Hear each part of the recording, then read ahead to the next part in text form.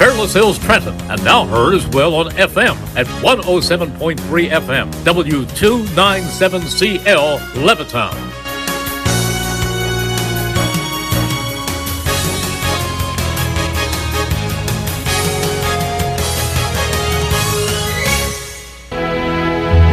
Paralysis by analysis. That's what you get from the other guys, but not here, not now, and not ever. This is the Septa Baseball Insiders Show presented by BCWSA. A look deep inside the game from a former player's perspective. The Septa Baseball Insiders Show is brought to you by Dion Square, Septa, Pat Dion Beverage, Penn Community Bank, and BCWSA. Let's go live and get set for the Septa Baseball Insider Show presented by BCWSA. Now, here are your hosts, Phillies Director of Fun and Games John Brazer and former pitcher from the '93 National League champion Phillies, Tommy Greene. All right, welcome to the Septa Baseball Insider Show presented by BCWSA live from Puss in Boots in Fairless Hills, PA. I'm John Brazer and joined by my co-host Tommy Greene. Tommy, what's up, buddy? How you doing, pal? I'm starting to worry about you a little bit. Why are you worried about me? No, you rolled in just a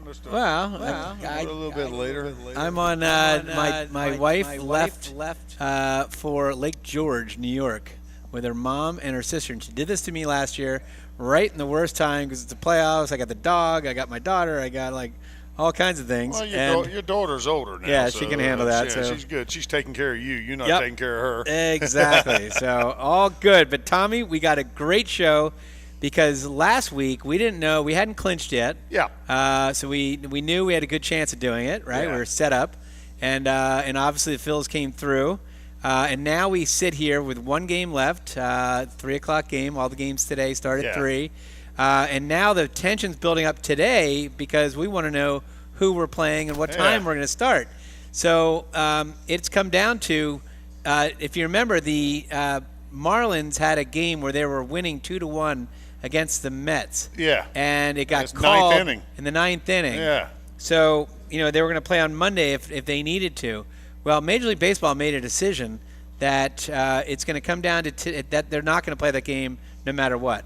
Yeah. So, basically, if the Diamondbacks win today, if the Diamondbacks win and the Marlins lose, then the Diamondbacks we will be playing the Diamondbacks. Yeah.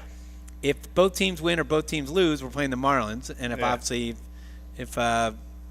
Marlins win and Diamondbacks lose, we play the Marlins. So really the only way we play the Diamondbacks will be if they win and the Marlins lose. Diamondbacks play Houston, and Houston still, I think they're in, but I don't know if they're still jockeying for position.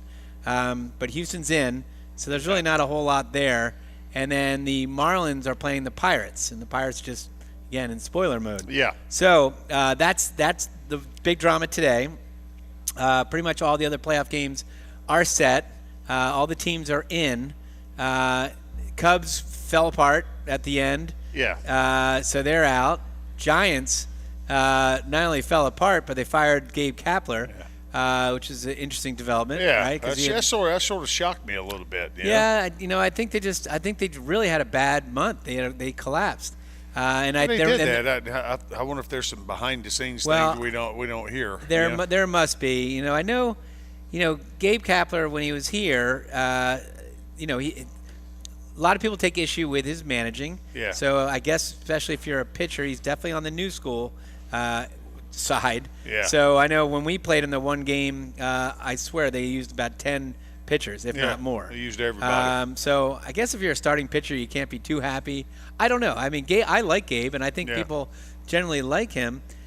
But he does things in a unique way. I was told he took down all the pictures of the legends of the Giants, Bobby Bonds, all that. Obviously Barry Bonds. You got McCovey. You got a lot of Willie Mays. You got a lot of great Giants. Why would you do that? He took down those pictures and he put up graffiti, down in the locker room area. Why wouldn't you honor the past? And I guess just that's his thing. They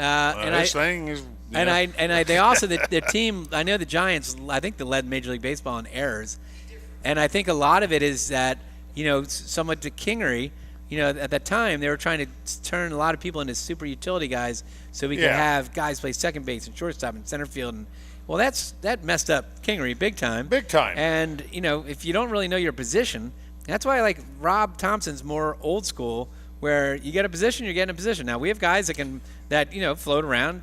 J.K.'s played a bunch of different positions, and Bohm's gone from third to first. I mean, it's good to be versatile. I mean, but it's got to be ingrained in you a little bit. Right. I think. Can't screw up. And you're trying to make a guy a super utility guy in the big leagues.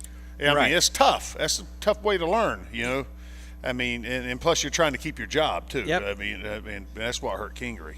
I think they're changing his swing, all kind of stuff they were putting him through. Well, so anyway, and the Fightin' Phils, again, we clinch, and then we basically had a meaningless game against the Pirates on Thursday, right? Well, see, I hate thinking like that because none of them are meaningless. They're not meaningless because you want to get guys playing, but I guess we'd already clinched. Well, you want to get going in the right direction too. We do. But also, you can't, and we'll go through the week in baseball, but we've just played the Mets. We lost a doubleheader yesterday and come into the final tonight. Yeah. Now, Plasmeyer, we called him up from minor leagues. Doubleheader, They're trying to save arms.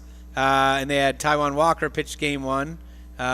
He didn't, I'll be interested to see what his status is. Yeah. I think his role personally will be, he'll be on the roster.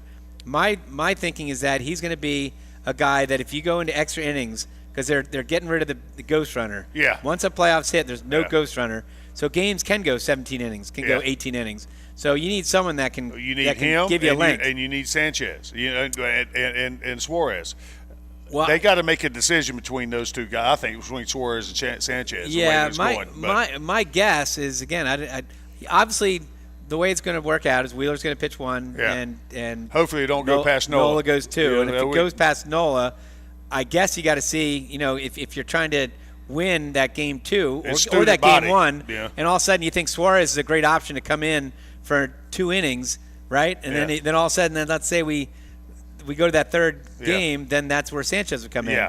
Or maybe they bring in Sanchez, and that's where this Suarez will come in. Yeah. It's going to be one of those two guys. Yeah. And I'd be comfortable with either. And with Suarez, I mean, he showed that he can handle the playoffs, and did very well doing in that role. Yeah, I think Suarez is definitely what we would think. But again, the games might dictate how we're using certain guys. Yeah. I like what the moves we made recently, where Rodolfo Castro, who really hasn't done much. He was a guy who had some pop, had strikeouts, but pop, and he could play infield. Hadn't shown it. Yeah. But he just hadn't shown it for the Phillies. So I do like the fact that they brought in Weston Wilson. Yes, I do. Weston Wilson gives you more of a threat offensively. Yeah. And it's someone who's had success. And when he was up here, he did. So we'll see. And a North Carolina boy, too. And a North Carolina boy. Yes, he is. Oh, boy. So, Tom, we got a lot to talk about. We're going to talk about the week in baseball. We're going to talk about some of the stats and storylines in baseball this year. We're going to preview, again, we're either going to play the Diamondbacks or the Marlins. Yeah, the Marlins got the tiebreaker over Arizona. Right. That's why Marlins need to. The only way the Diamondbacks overtake the Marlins, and that would mean that we would play the Diamondbacks. Yeah. Diamondbacks have to win today. Yeah. Marlins have to lose today. Yeah. So I'm gonna preview both teams, what they've done against us, what some of our pitchers have done that we're going to see. We'll talk about their hitters, their bullpen. We'll go through all that, and we'll get you set up for today's game as well. Obviously, Nick Nelson was brought up. Nick Nelson hasn't been on the team all year. I know. I mean, that's sort of shocking. He was doing okay. That they turned him into a starter. They did turn him into a starter, and they're giving a. He's a quality arm, man. Yep. Well, we'll see. He pitches a good game. Maybe you make decisions. I mean, is he starting today or starting today? Really? Yep. I didn't. I was kind of looking to see what happened. It says listing today is Strahm starting. Oh, Strahm? Strahm. Oh, I thought Nick Nelson. Well, that's what it says. Oh, okay. Well, Nick Nelson was brought up. I thought that you're bringing him up for him to start. Yeah. Well, okay. Well, maybe they're going to piggyback. Yeah. Right. Maybe they're piggybacking. Yep. Yeah. All right. A lot of stuff to talk about. We also baseball lost a legend in Brooks Robinson. Yes. What a Hoover vacuum he was down there. I've got a lot of friends in Baltimore that obviously were heartbroken, and everyone in baseball. Brooks Robinson. I mean, other than Mike Schmidt, right? They're two guys that there's no other person that you could say is even close, right? Yeah. It's unbelievable. Scott Rowland. Well, Scott Rowland could pick it too. I mean, but for the years, he's not in the same. I don't think it's the same. There's a couple of different classes. I think Brooks Robinson's and Schmidt's been the epitome of third baseman, National League, American League forever. It seems like. So, I know growing up, Brooks, that's all I heard. When I did see games and stuff, and watching, because Baltimore would play Sunday game in the week too, because they were good ball clubs back then. Yeah. And you saw that Hoover down there getting everything. It was a pitcher's dream to have that down at third base. It was unbelievable. And he really is and clutch too. Oh. Some of the stats I'm trying to find. They had something where they talked about like basically the coming in clutch for all the big games. So. Well, coming in clutch, but big hits, but it's the knowledge. Just being a pitcher and knowing when you turn around, and we did this in '93 too. You're turning around and that defense all of a sudden solids up. Like when we got Stocker, we turned around and it was like, okay. Right. You got that. And in a key position, too. And you keep the ball down. Hey, hit it to him. Here, I don't care. Hit a lean at him. I don't care. He's going to catch it. Yep. Now you had that confidence in that side of the infield, and same thing with obviously with Brooks. Yep. If he got glove on, it's like Arenado's like that. So he's another guy. So there's not too many guys that come around like that you can say. Right. So plug it. Tommy, consider a career at Septa. Septa's hiring a variety of skilled trade positions, including mechanics, electricians, plumbers, masons, painters, carpenters, welders, millwrights, and more. As a Septa employee, you will earn competitive compensation and great benefits, including medical, dental, prescription, and a pension. Visit jobs.septa.org to apply today. That's jobs.septa.org. And, Tommy, we are both wearing our new Septa shirts. You can't see yours. You see mine. You can beat the system right there. Yes, you can. I will take it off for the second half of the show. You're awful bright today, Brazer. Because I'm feeling bright. Yeah. Because I think your golf game's ready to go, too. I got a golf game ready to go. I got my playoff ready to go. I got alignment, pal. Alignment. Alignment on everything. All right, Tommy, real quick, let's go through the week in baseball. We'll start with Sunday because, again, we needed these games. We big time needed these games. We played the Mets. We needed to sweep the Mets. And sure enough, we get a 5-2 win. The big hits were JT Realmuto. Had the 2-run single in the fourth. Castellanos on a tear. Hit his 29th home run, 2-run home run in the fourth. And what a year. What a bounce-back year he's had, and especially what a great last half of the season too. He was an all-star, and then he kind of went into a little funk, and then all of a sudden he's back again. That's sort of. It's hard to maintain that type of pace throughout the year. That's why. When you see guys do it basically all year, you don't realize how hard it is. Yeah. How hard it is. They make it look easy. Right, because pitchers are making adjustments as well. Yes, it's a game of adjustments, and you go through those times during the course of the year where you kind of. They make that adjustment, or you might not just be seeing it good, you know, and that makes a big difference. And you saw in him a lot. He got that swing happy again, like he wasn't seeing it. He was chasing stuff out of the zone a little bit more so than he was early in the season. And it was good to see him get back, make the correction, and he got hot there at the end too. Man, it was awesome. Well, and it's good too because Christopher Sanchez, very good outing. 7 innings pitched, 3 hits, 2 earned runs, 1 walk. 10 Ks. Wow. And probably what I felt was the highlight of that game was Kirkring. So we bring up Orion Kirkring, who's made a quick descent or an ascent. We got him in the draft a couple of years ago, and he was in the minor leagues last year, and he kept going up. And this year, he just went boom and boom and boom. And then when I was reading that, I've read his name. He won the minor league pitcher of the year for us. Yeah. And when someone said his slider is the nastiest slider in all of baseball, including major leagues, he hadn't thrown a pitch yet in the majors. That was from that's a big statement right there. It reminds you of Dave Steve back in the day. He had that hard hook or hard slider. Right. It was like ridiculous. Well, it'd be interesting to see. Like, could he be our David Price?